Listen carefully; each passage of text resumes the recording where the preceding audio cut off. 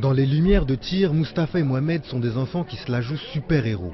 Des capes, des masques apparaissent dans cette petite ville libanaise déchirée par le conflit entre le Hezbollah et Israël. Je côtoie ces habitants du Liban et de Tyr depuis un bail. J'ai vécu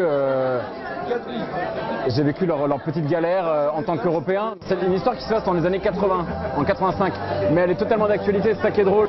Chaque nuit, les habitants de Tyr vivent au rythme des coupures de courant. Mustapha et Mohamed décident alors de créer la Super League pour venir en aide aux habitants. Actionner le disjoncteur, relancer les lumières, telle est la mission de ces petits super-héros. Les lumières de Tyr, c'est la guerre vue avec les yeux des enfants. C'est un jeu de gosses quoi, tous les gosses font ça, hein. On a tous un jour ou l'autre, on s'est pris pour un super-héros. La guerre, ils l'ont toujours vu, donc ça fait partie du décor. Ça pourrait être des gosses qui pourraient être dans un autre pays, ça serait pareil pour eux quoi.